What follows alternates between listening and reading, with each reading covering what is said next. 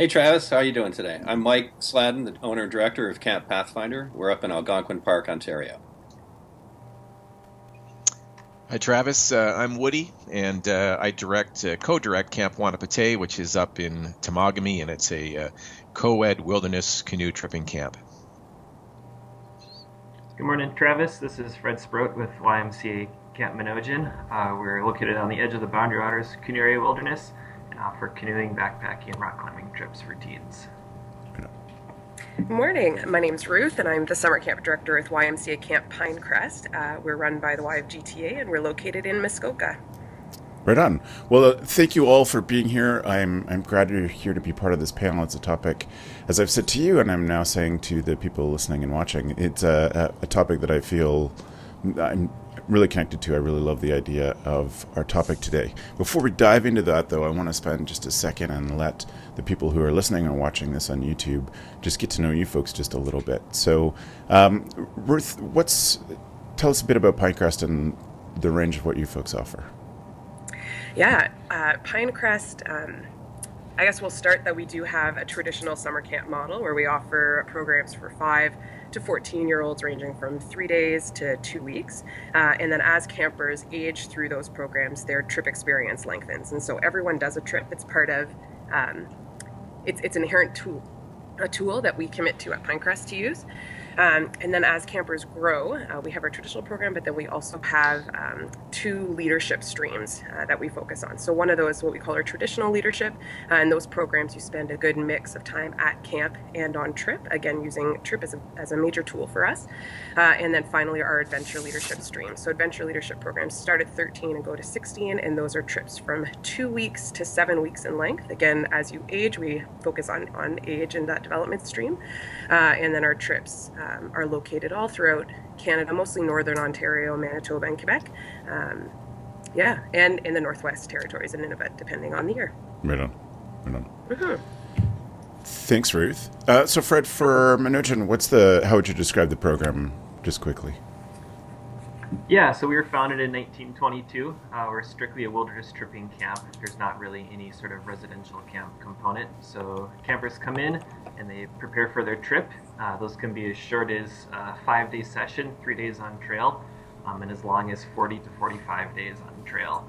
We go everywhere from our backyard boundary waters up to the Canadian Rockies, up to the Brooks Range in Alaska, up to Nunavut, Northwest Territories, kind of anywhere and everywhere. And offer a progression of trips so that kids can grow their skills, as they get older. And then during the winter months, offer a full winter camp opportunity to go Nordic skiing, snowshoeing, and dog sledding up there. Yeah, right on. Adventures for everybody. That's cool. Yeah. Thanks, Fred. Where do you draw most of your campers from? Primarily from the Twin Cities, so Minneapolis and St. Paul. We do get a few kids from the East and West Coast and a couple international, but primarily it's Minnesota based. Yeah, great. And Woody, what about Wanapate? Well, Camp Wanapate, I think there is an element of uniqueness to it in the sense that we do everything on a co-ed basis. So all canoe trips are co-ed, so whether you're 7 or right up to age 18 and in between. So it's a really empowering place that way with the genders working together. And it's been like that since the beginning. The camp's been around since 1931, and that's the philosophy that started and we've happily continued on with. And our kids will do canoe trips. If you're 7, 8, or 9 years of age, you might come to camp for a 1 or 2 week session, and you'll do a 3 or 6 day experience, wilderness canoe trip in that time. And then, 10 through to say 14, 15, you're there for 2 weeks or a month. 14, you're starting to learn how to paddle in whitewater, so moving water on rivers. And we have at 16, 17, we have trips up to the James Bay area, a wilderness leadership and training program, trips into northern Quebec. And then when you get right on up to 18 for us, it's the Northwest Territories, Nunavut, Labrador, although it's been some time since we've been to Labrador. And those trips are 52 days in length. Yeah, right on. And Mike? Tell us about Pathfinder. Okay, yeah. So Pathfinder is a boys' wilderness tripping camp that was founded in 1914 up in Algonquin Park, Ontario. We're wilderness trips and a full in-camp program on a base camp island in the interior of Algonquin Park. The camp receives boys from 7 to 16 years old from all over North America and from Central and South America, Europe, and Asia. So kids are coming from all over the place to go to Pathfinder. It's very small, 110 boys in a session, and we run about 85 canoe trips a year. When you're a young kid at Pathfinder, you're taking 3-4 day trips. By the time you're 10, you're taking a week-long canoe trip at a time, and it runs all the way up to the 15-year-olds who are doing anywhere from 18 to 38-day trips in northern Quebec and Ontario. There's a leadership program that starts at 16 and runs through 19. That's a 3-year apprenticeship that's focused on wilderness canoe leadership. And we're having a great time, and also doing a ton of, educational programming in the spring and fall. Right. Great. Well, I am, as I said before, I'm super grateful that you are all here. And it's nice for you to commit the time to this audience and talk about what we're going to talk about today. So today what I wanted to talk with these folks about is the power of the big trip. And I know lots of camps that offer overnights or 3 to 4 day trips, even week long. But I think that there's something different about a trip that is 14 days, 21 days. You've heard people talk about over 50-day trips in a summer, and having had many friends who've been on those trips, have seen great films from those trips, and just so many great things that have come out of it. I really wanted to bring people in to talk about it today. So I'm grateful that the 4 of you are here. I had said we were going to not dwell too much on logistics, but in the end, I think I'm going to start with that because I think I have a pretty clear idea of what a big trip means. But there is some huge stuff involved in that, and I'm not talking about how to pack.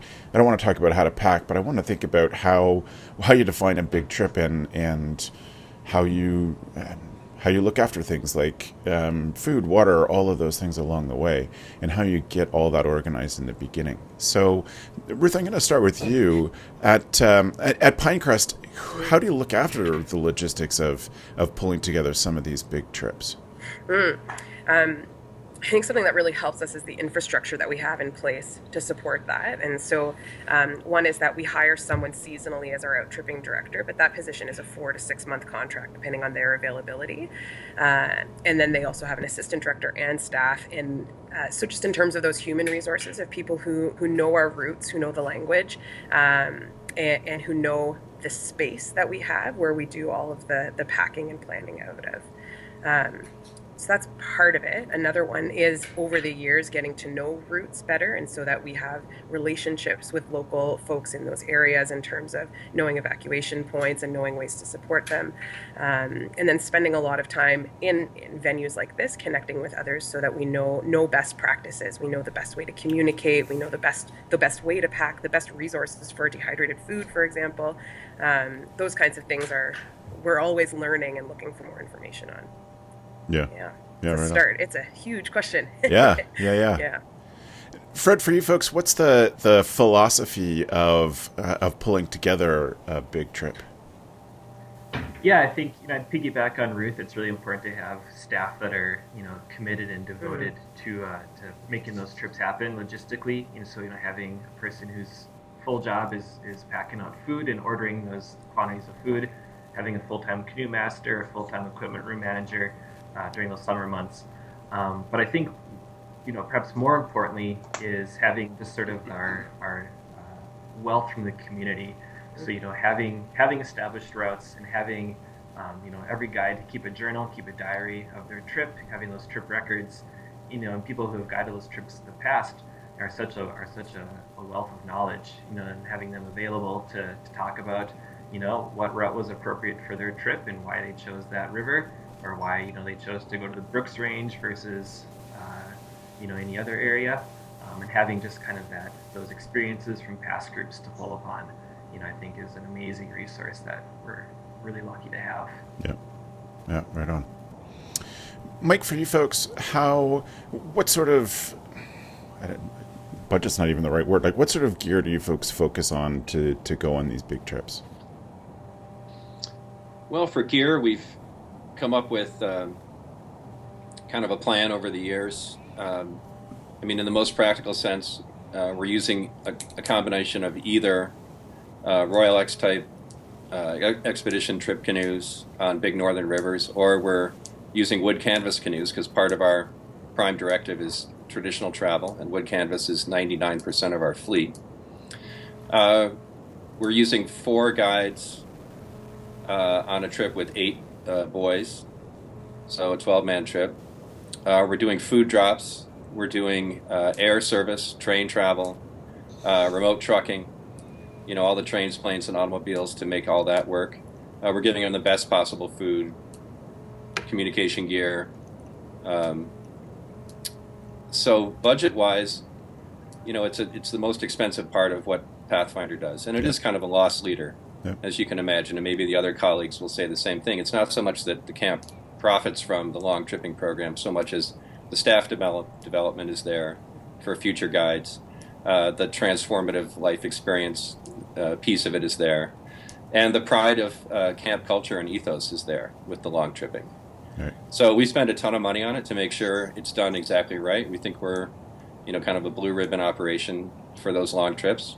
And it pays us big dividends in the culture and staff leadership of the camp. Right. All right.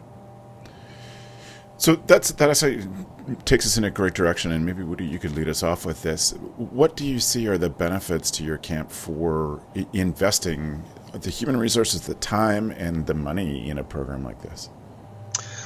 Well, I think for me, on a personal level, I mean, clearly, I don't think any of us are in this to become rich and make a lot of money.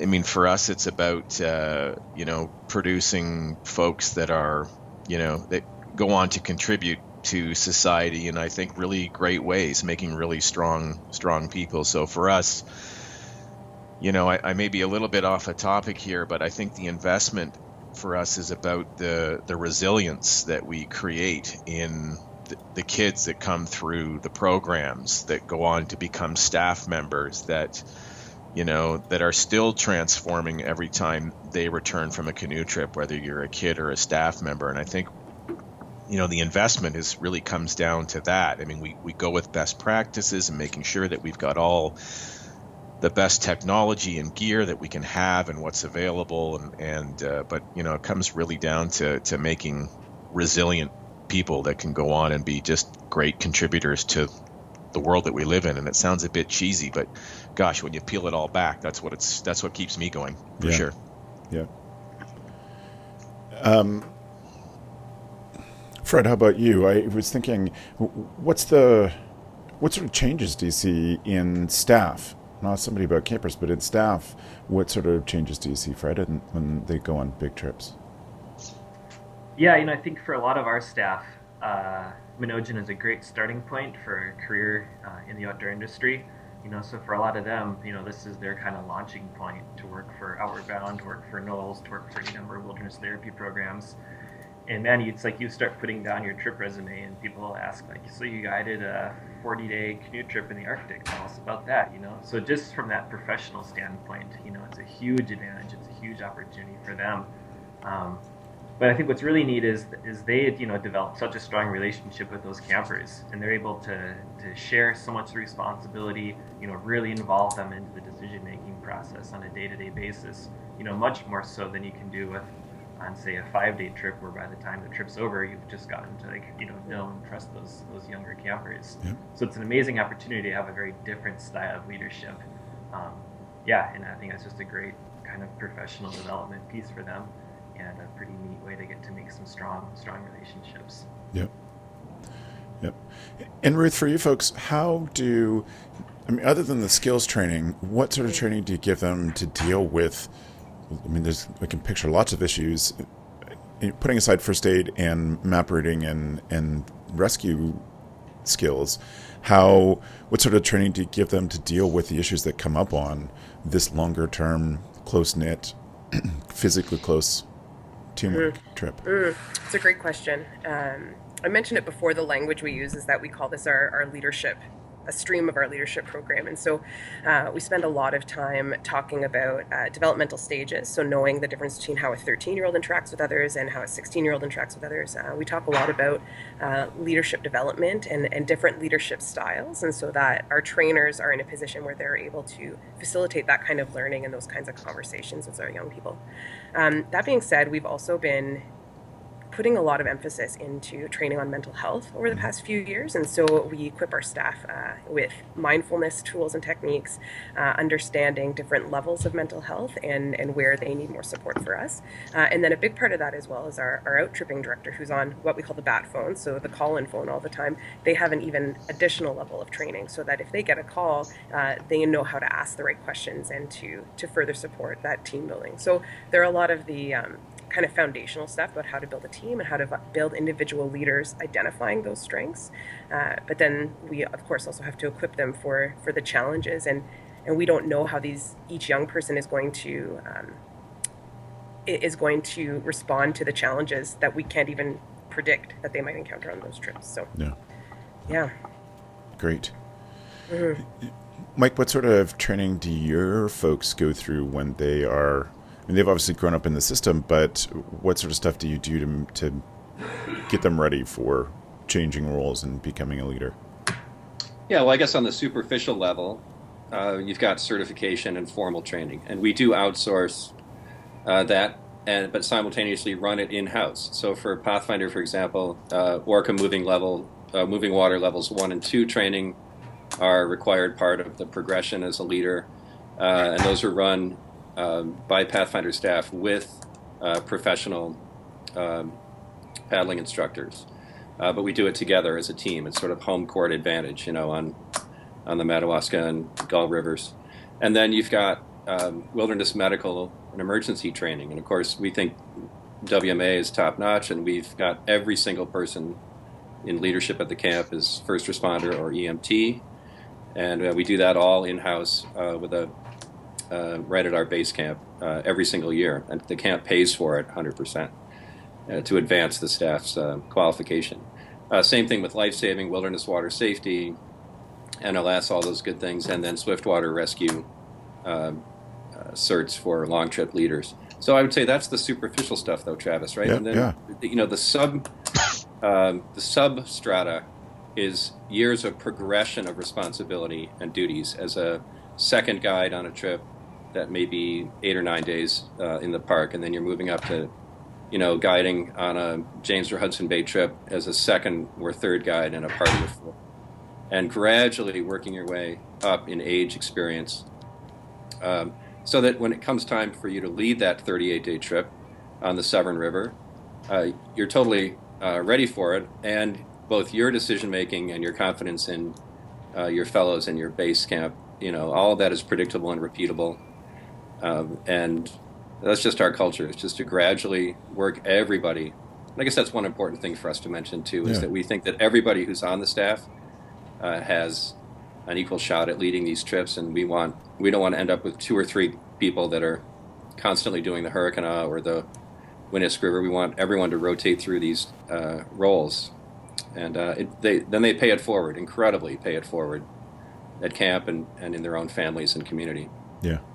Yeah. So do you build that into your culture, the leadership culture, the passing things on? And Fred was talking about journaling and things, was something I never even thought of, but of course that makes so much sense. It's such a great way to make sure that carries on. Is that something like what you guys do? Well, I think a lot of it is there's a purpose behind it, and a lot of it is quite organic in a sense. So you have staff that have been on staff for 10 years, and you have folks that are just coming on for their first year to learn from others. And as like others have said, and Slads was just saying, there's a lot of third-party stuff that happens. So, dealing with the certifications and bringing people in to do that.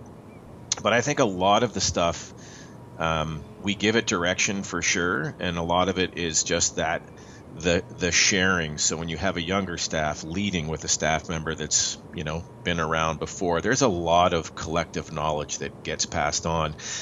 And I think that's the beauty of our camps, is that we really do have a solid foundation of that collective knowledge. And our job as directors, and like Ruth, you were talking about mental illness, that's, 10 years ago, that was not the topic that it is right now. So you interject that in, and we address that and work that, and then now that information is starting to get into the system and how we deal with that. So it's the staff.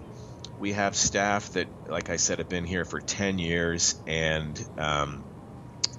every single trip that they come home from, and I see them paddle under our bridge, there is something there. They look different. It's something physically, it's whatever they've got. It's just different. They've learned as well as the kids, and it's really cool to see that happen.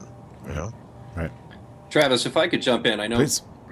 What Fred, Ruth, and Woody are saying really resonates with me, and I bet they would all agree that what hangs off of this sort of tripping tradition structure is the idea that the senior guides and the younger guides with them on these long trips have this beautiful interaction, both in the preseason and the preparation, in conducting the trip, and in the relationships that they form and have with each other, sometimes for years after that. And that really trickles down in a beautiful way to the kids, the participants of the trip. So I really, as I said before, I really think that the certifications and the stuff you can have a card in your wallet about is one piece of the puzzle, and it's important, but it can't hold a candle to the richness and the substance of these relationships. And like what he said, when the guys come home from these trips, they're transformed, and you can see it. It's it's so obvious, and a lot of that comes from how well they've blended together emotionally, and with the kids. It is the training. Yeah. So that's a great piece about staff, and all incredibly important. And I'm so glad you said that about relationships, Mike, because it's certainly the thing that I have seen from friends who've been on these trips, and the people they share this responsibility with. And I always say, for even sort of more traditional day camp and residential camp, that this will be the job in which you have the most responsibility in your entire life. But then you take that and multiply it by 10 or 100, because you're throwing them completely isolated out into extremes of weather, location, behaviors, all of those things, and the changes that must be just remarkable that happen because of that.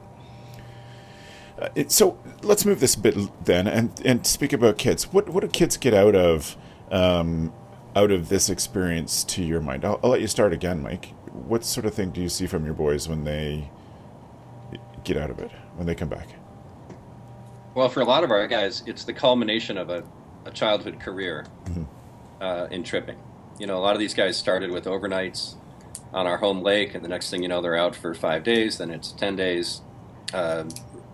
They've collected a resume of every lake and river in Algonquin Park. They're excited about their first Temagami adventure that might be 14 or 16 days cruising around in Temagami. They're ecstatic about the prospect of their first, Des Moines River descent in Quebec, or their first James Bay trip. And then they're kind of beside themselves when they get told, and our tradition is you find out 2 days before departure if you're headed on a particular Hudson Bay river. So there's that excitement factor and the feeling that they're building up over their years and careers. Even bigger than that is the promise of reuniting with your friends who could be from far away from your winter life every summer, and reconnecting as a trip crew. And while we do mix things around a bit as when kids are younger, by the time they're 14, 15, many of our guys really have a tight crew of 6 or 8 guys that they really want to travel with. And they just relish those friendships and that team ability to really move and to really live nicely on the land and really enjoy each other's company. So that's the camper piece of it. And of course, we're always looking for that next trip staff guide from the camper ranks. And the guys know that too. And if it figures in their plans or their family's plans for the future, they're giving us signals that they want to be part of that experience. And we're gratefully receiving those signals and looking in our own way for them and their potential. Yeah, yeah. Fred, when you, and I don't know if this is part of your job specifically, but as a camp, when you folks talk to parents about sending their kids on big trips, what sort of things do you talk to them about? Yeah, so we have a fairly established, progression of trips, and no just kid can just sign up for one of these long trips on their first summer. So they've been on several trips. They've been getting evaluations from previous guides. So they're technically invited. It's an invite-only experience. So that initial letter out to parents is explaining to parents where the trip is going, why their child is being invited on this trip, what they can expect to experience while they're out there. And then we have very formal kind of informational evening where we go over a slideshow, kind of showcasing the places we go on a map, what they can experience. And our executive director, he uses the line that he's met plenty of people who have declined the invitation to go on this trip, and they've always regretted it. He's never met someone who's accepted the invitation and regretted it. And I think it's that piece that parents are making a pretty big financial commitment. Their kids are making a pretty big time commitment. But at the end of the session, at the end of the summer, you look back and it's an experience that no kid is going to regret. It's not the kind of experience you can easily replicate down the road. Similarly to what Mike was saying, a lot of these campers have been on several trips together in the past, and it's this real unique bond where you go 9 months without seeing your friend. You see him again in June, you pick right up where you left off, and now you get to go on this wild adventure together. And it's hard. It's a hard thing to to make happen later on in life once colleges and jobs come along, and just I think really stressing that these campers have already developed an appreciation for wild places. They have an appreciation for getting outside of the modern world. But man, it's just solidifying those friendships that is so huge on these trips, and really allowing them to see a place that not many people get to go. So right, that's a whole new level of experiences. That's just awesome. Yeah. Woody, do you folks facilitate the conversation between parents and kids in any way? Give one a tool to talk to the other about, the experience or the time away? That's a good question. We have certainly offered to parents, here are some ways, maybe some questions that you want to ask your kids. I mean, in particular, I'm thinking about the biggest trip that we do, because it really comes in sort of the second last day of the summer.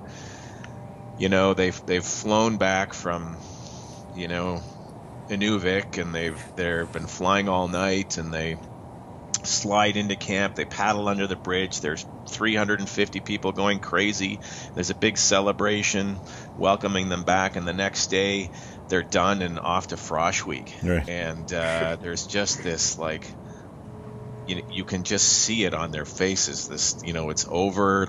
And so I think for some degree, we talk to some parents to say, maybe here are some questions that you might want to ask, but also be prepared for a quiet ride home.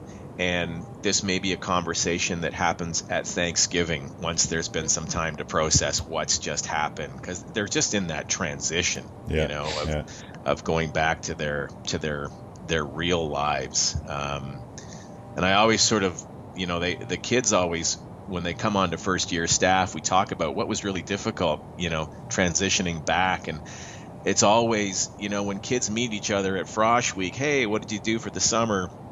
Oh, well, I was on a 52-day canoe trip. And how do you sum that up? Right, It's like you just can't really do that. So there's that, that person can't, there's no way they can relate to what I just went through, So anyways, but there's a transition that happens for sure. Yeah, definitely.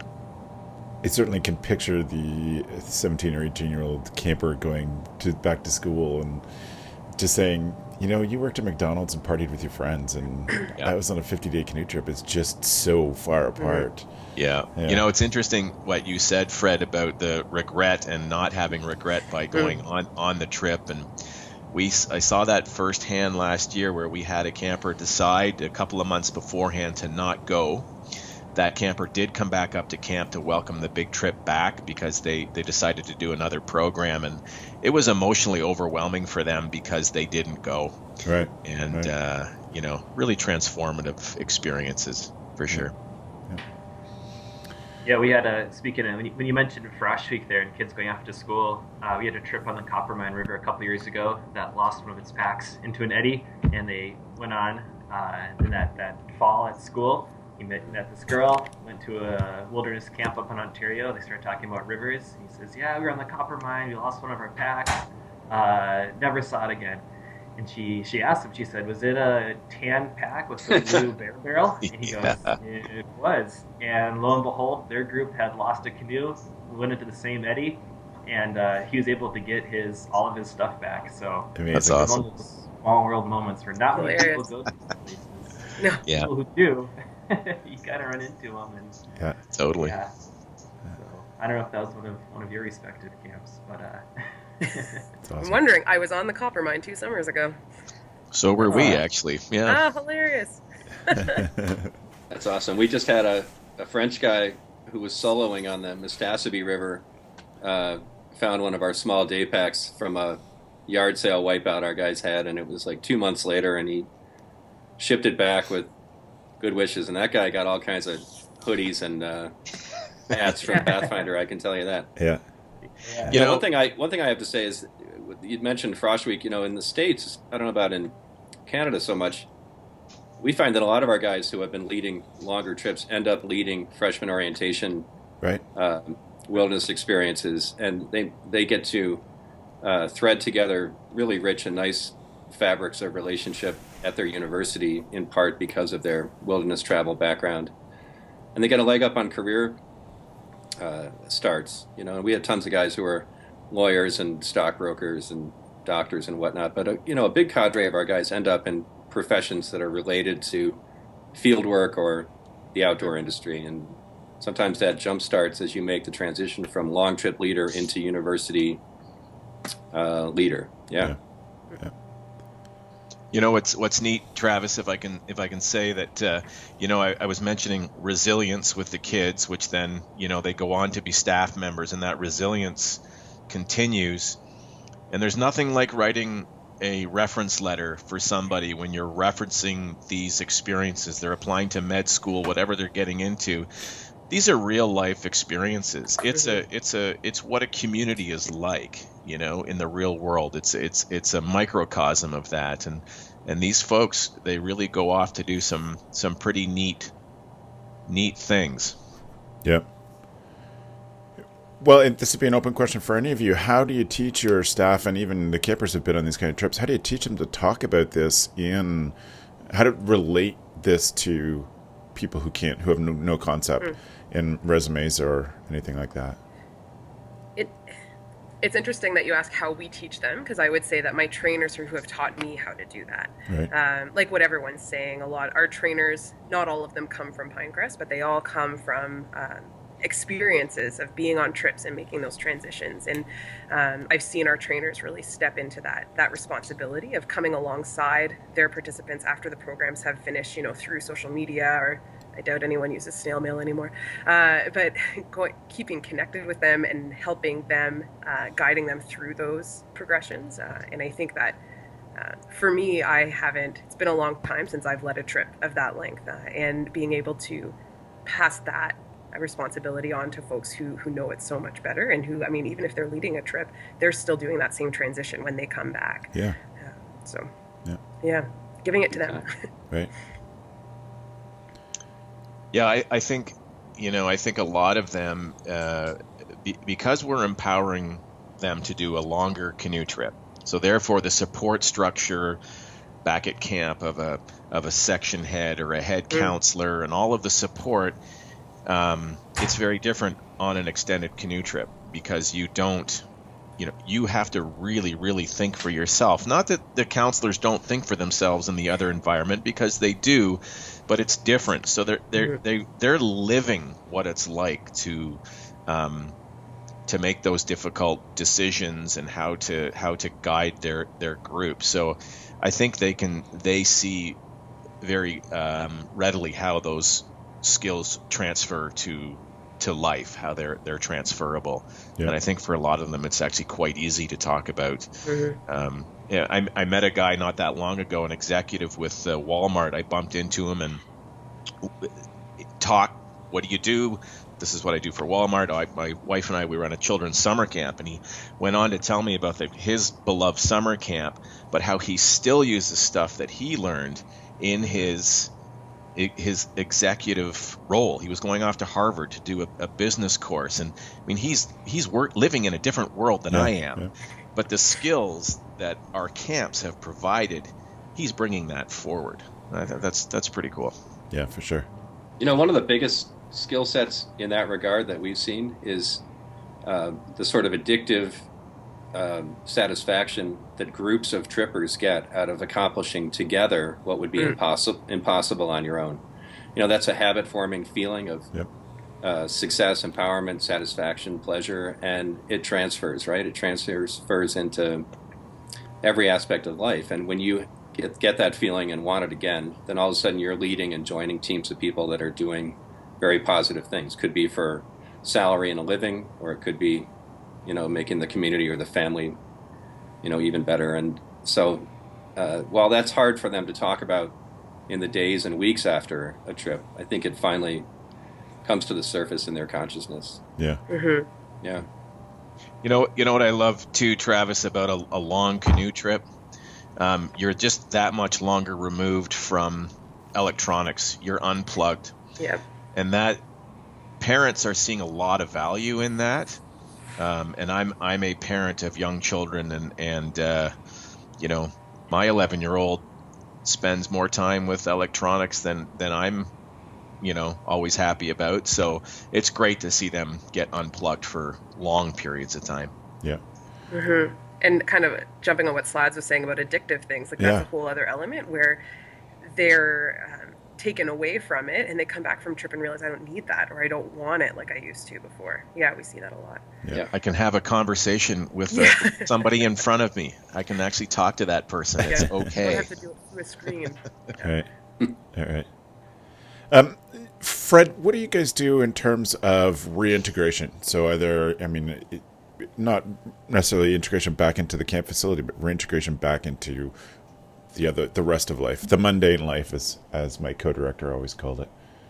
Right. Yeah, I'm always hesitant to say like the real world because it's never. Hold on a second. I think we just were in the real world. So.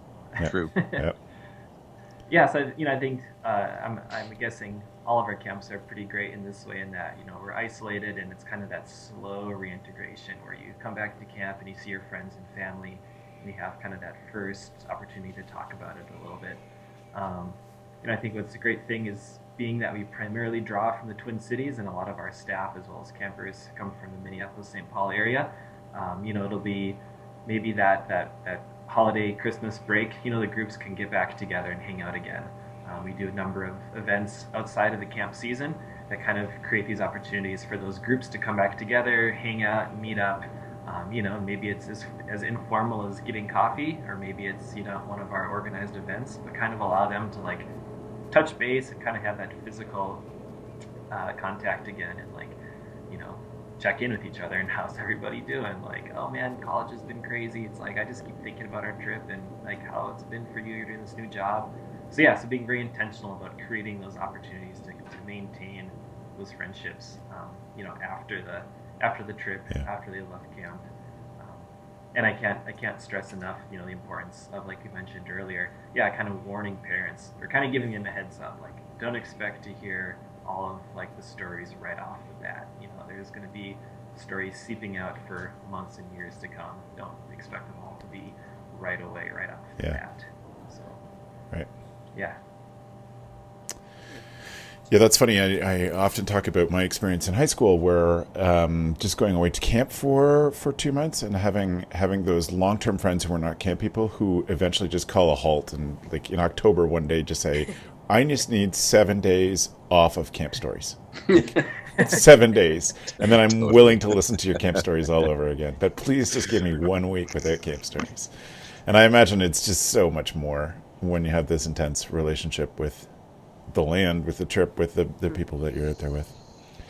Does anybody else have any good or maybe unusual reintegration tips? Anything that stands out? I have a feeling this isn't unusual. It just hasn't come up yet. Yeah. But there's also the really intentional debriefing before they come back into the camp experience, right? And so our trainers definitely are all trained, and they come with amazing toolboxes already through their own experiences of ways to facilitate those discussions, but also ways to give those campers reflection time so that they can make sense of that and make meaning of their experience. And then when they come back to camp, we give them opportunities to tell their stories. Which is another really important tool for them, especially being able to, I like how Fred talked about that transition piece and telling that story in camp where they're legends, right? They're the ones who've been away all summer, we talk about all the time. And that they can tell that story to a more captive or more understanding audience before they transition into a place where telling that story is a little bit harder. Right. Or they get a blank stare once in a while. Yeah. The way we do that piece of it is through a bit of formal ceremony of their return. They paddle back into camp, and that's a big hoopla after having traveled forever to get back to Algonquin. And then we still use the council fire trip report as a real tradition. I mean, it's 100 years old with us, but at night, the fire is lit and the whole camp together comes as a community, and they hear from the trippers about their trip in that old-fashioned way. Yeah. Fred, you're going to say? I think that closing is super important, and we're very intentional about that as well. And I think, so often, you share your story like, oh, how was your summer? It was amazing. I did this incredible trip, and some person's going to say like, oh, cool, right. like just kind of blow it off, and that can be like such a jab. So really make sure that they feel supported, they feel welcome, and that the whole community is proud of them. Can't be stressed enough, and give that closure to the experience is huge. Yeah, and the great thing about the closure in that environment is everybody gets it. Like it's that shared, whether you were out for 5 days or 52, you get it. There's that camaraderie that we've all been out there together, and so through debriefing, as Ruth you mentioned, and trip reports and skits, and just getting up in front of the dining hall, the whole community, to say this was our trip and talking about the trip, and it's just such a great opportunity. But that certainly helps solidify things with a group of people that are fully engaged in what it is you just went through. Right. Right. So there's so many things I think we could keep going. We'd love to come back to this at some point and think of how to dig even deeper into some of this stuff. But I wonder if you could have a little think about this, be as our wrap-up piece. Ruth, you mentioned about changing the focus in the last few years and equipping your staff with more mental health tools. Any of the others, and Ruth, if you have something else, please add it in. But is there anything else that's changed a lot other than technology? Is there anything that's changed a lot about big trips in the past 5 years? I could take a shot, I guess, to please. start. There's a couple things I wanted to be sure to have a chance to mention on the podcast, and they kind of fit into this slot. One is that we're working on constantly improving the cultural context that we have and can master for the people and places we're going. Right. And I think for me, the last 5 years have seen a huge uptick in our effort to connect with people that live full-time in the North and to help our kids. And remember, our participants on those trips are only 15 compared to my friends on the podcast here. So for all of us to have a better cultural connection and context for the people that we're interacting with and for the land we're traveling on. And the other piece for me is really continuing to embrace traditional travel at Pathfinder. Yep. And that's not just the gear and the methodology, but in one sense, it's also hanging on to the idea that we don't want our guys just barely getting back banged up and threadbare after 38 days. We want them to come back having sewn their buttons back on and kept their stuff in good working order and kept their heads right so that they could turn right around the next day and go out with clean underwear. So, traditional travel being able to live and thrive together. And what you were looking for is the group to say, we could have kept going indefinitely. Right. We're working hard on that. And then the third one is very pedestrian, and that is we've got to get a handle on how we're going to continue to use SATCOM Right.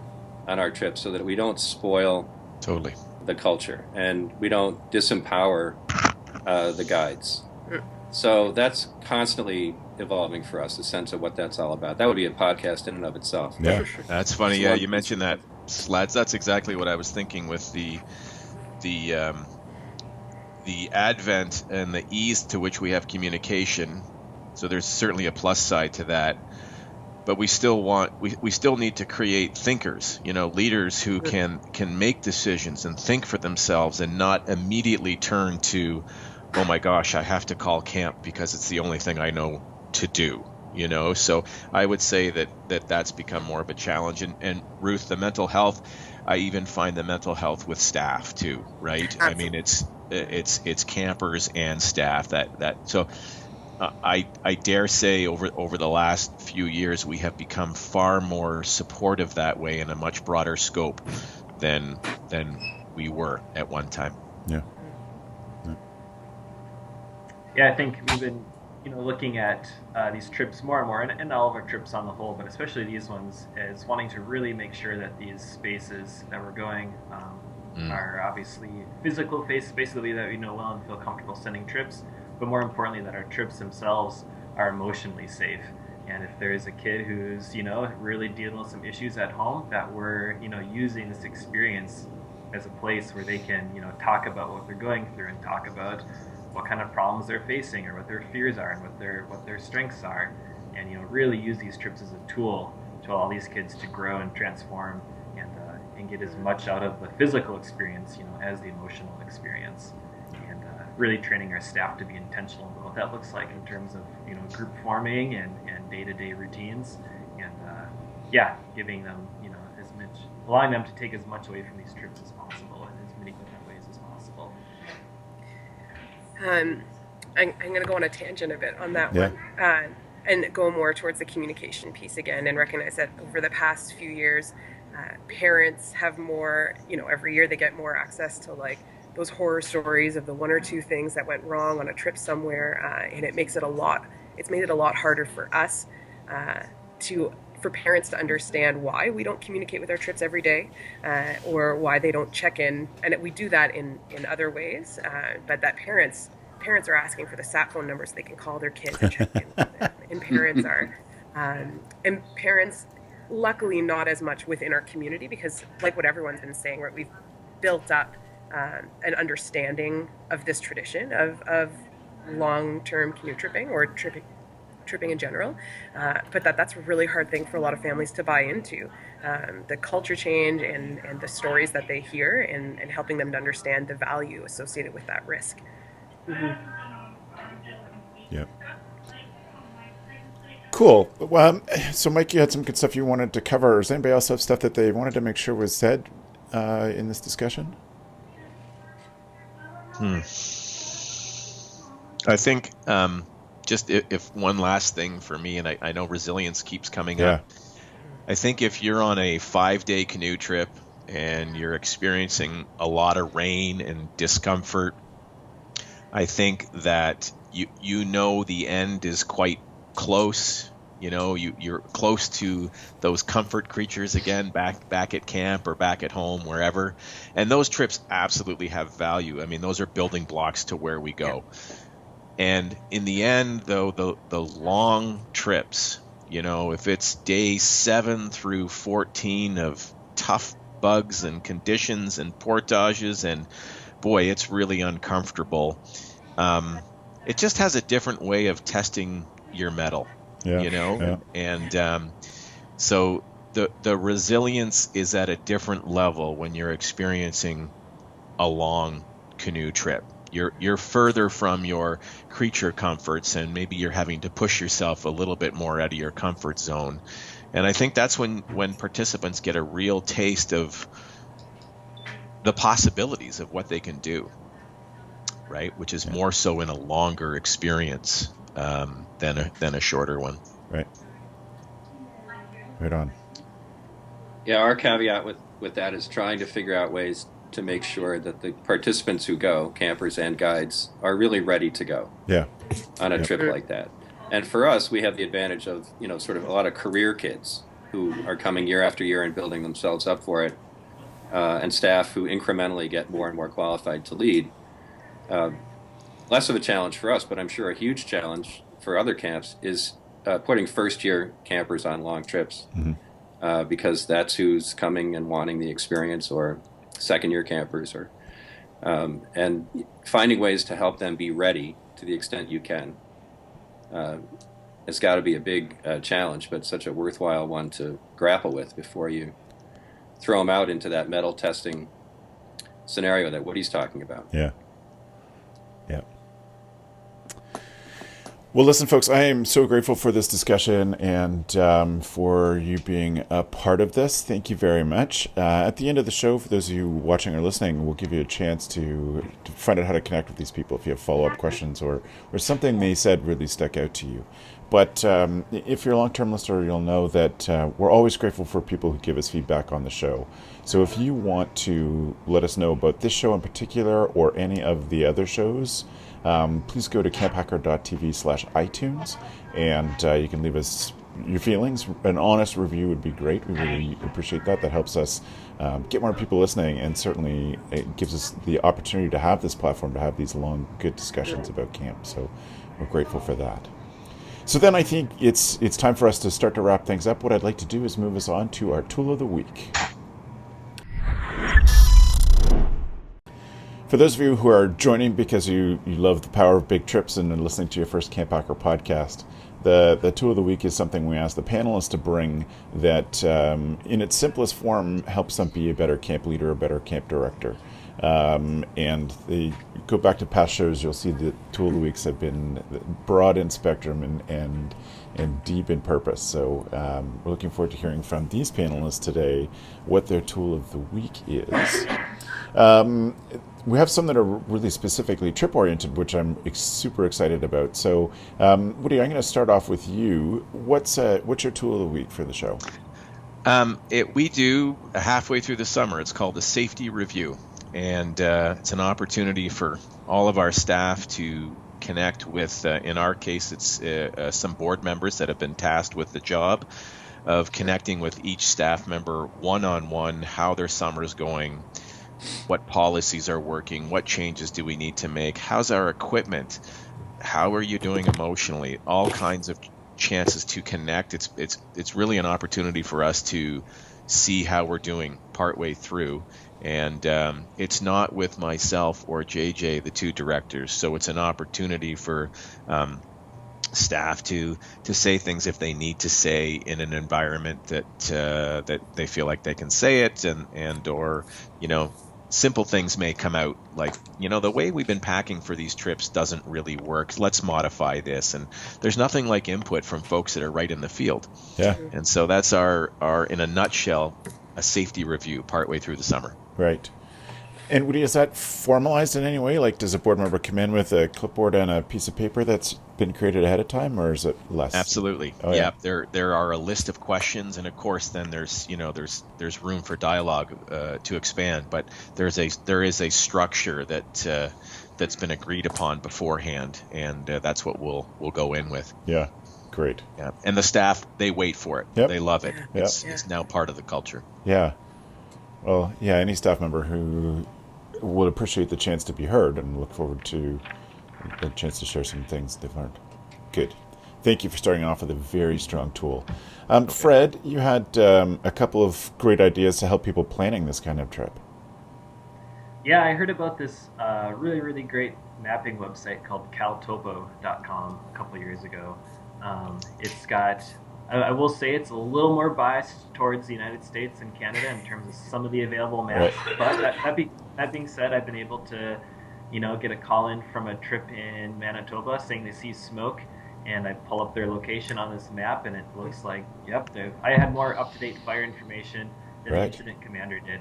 So it's great for on-the-spot check-ins with where they are. It's great for route planning. You can, do a really good job of seeing trails, seeing ranges.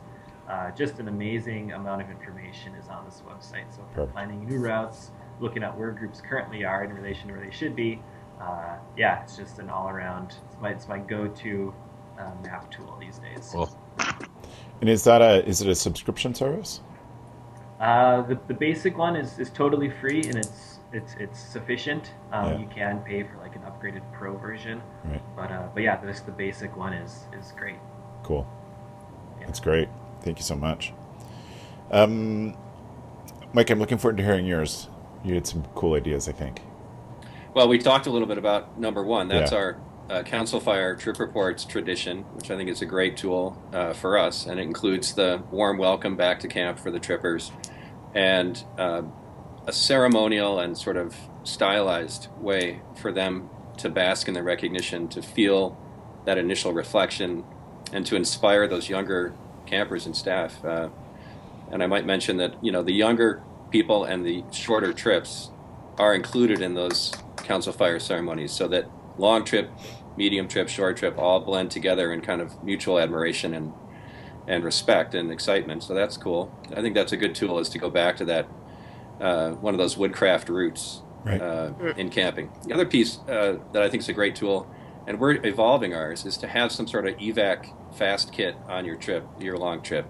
Something in the brain of a staff man's baby pack that he's got with him all the time, having the canoes ready to get out of there if you're on the river and the polar bear shows up.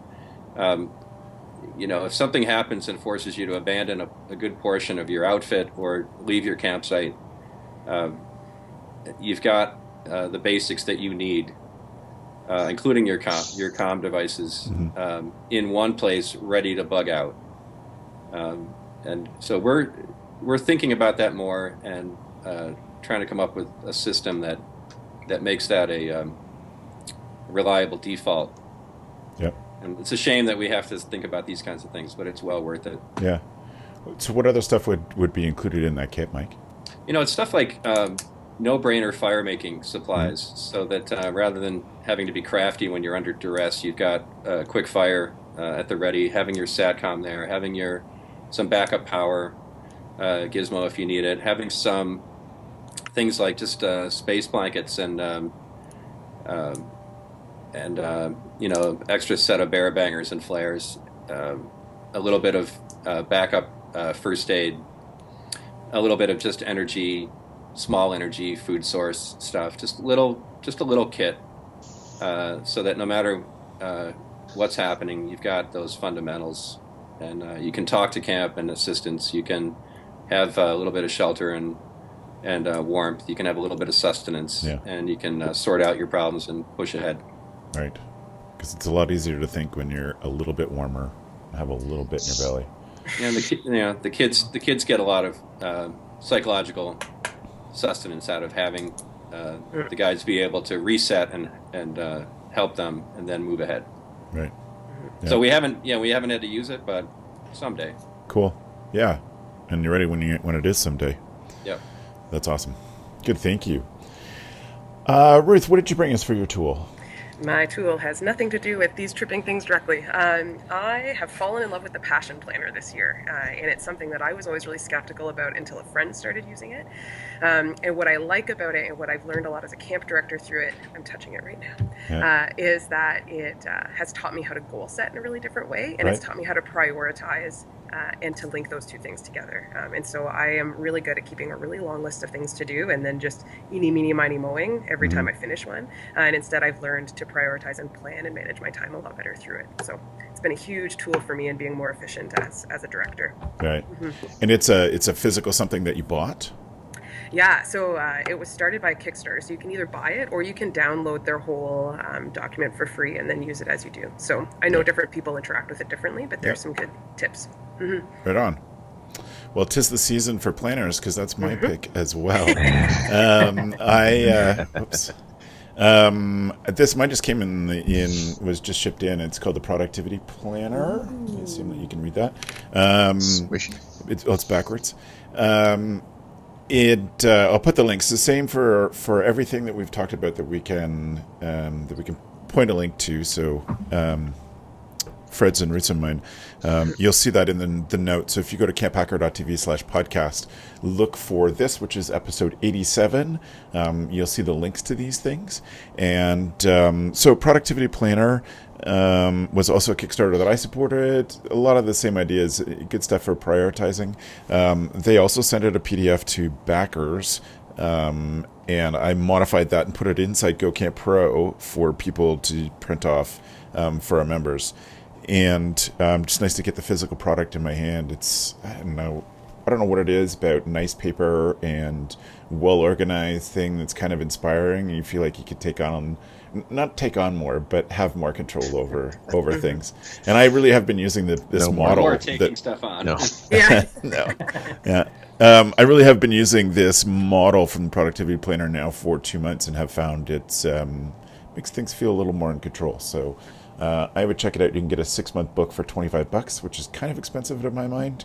We're going to use it for 6 months and see how it feels about reinvesting. But for now, I think it's certainly worth it. So do check the camphacker.tv/podcast for the show notes for this and all of our other shows. In my dream world as a podcaster, if we had an intern, one of their jobs would be to go back through past episodes and create a separate section on our blog of just tools. That would be the all tool of the week section. And maybe someday that'll happen. But in the meantime, I encourage you to check that out. There's great stuff from today and from our past shows as well. So. At this time, and then it's time for us to start to wrap this up. I really want to thank our panelists for being a part of this, giving up part of their day and sharing with the wider community. I'm going to give each of you a chance to just let people know how to get in touch with you, where to follow up and check out your camps, and we'll say goodbye after that. So, Fred, I would invite you to start first. Where can people get in touch with you, and check out your camp? Yeah, probably the easiest way. Our website is just campmanogyn.org. That's MENOGYN. Email info@campmanogyn, and you can follow us on Instagram or manogyn.magic. Right on. Well, Fred, thanks so much for being here today. Yeah, this has been awesome. It's been really fun chatting with all of you, and I feel like there's some follow-up emails to pick your brains on various strengths that y'all are bringing to the table. So This has been great. Thanks a bunch. It's great to have you. Mike, how about you? How can people connect with you if they have some follow-up questions or want to check out Pathfinder? Yeah, for sure. Please do. It's camppathfinder.com or email mike@camppathfinder.com. And I'll be looking to connect with Ruth and Fred and make new friends. Yeah, right on. Thanks, Mike, for being on the show. Thanks. Ruth? Yeah, you can reach us online, camppinecrest.ca, or our email is camp.pinecrest@ymcagta.org, and Facebook is where we're most present online for sure. Great. Well, it's so great to have you here, Ruth. Thank you. Thanks. Right on. And Woody, how about getting in touch with you or finding out about Wanapitei? Yeah, it's internet-driven, so it's wanapitei.net. That's WANAIPITEI, and .net as in HockeyNet, and or Woody@wanapitei.net, and everything is online. Right on. And it's nice to meet you guys, see you guys, and Slads. Good to see you as well. Yeah. Right, Woody. See you soon. Yeah. Thanks, Woody, for being on. Once again, thank you to all of the panelists for being here. If there's any way you want to get in touch with me, you have suggestions for future shows, or just want some help to get in touch with past panelists, reach out to Travis at camphacker.tv. I am on Twitter and Instagram as @CampHacker, and we're doing a little push with Snapchat this spring under the GoCamp Pro banner, so you could look for GoCamp Pro on Snapchat. Just was an experiment to see if we can learn some lessons to pass on to camps as another communication method. Now, not something I would ever advocate for on a long trip, but in between trips when everybody's at home. So thank you very much for joining us, for either watching this on YouTube. If you appreciated the show and thought that you got some good insights from these folks, we would love it if you subscribe and share this video. And if you're a listener on your smartphone while you're walking a dog or doing your dishes or driving somewhere, stay safe, and thanks for being a part of this conversation. Thanks for the evening, friends.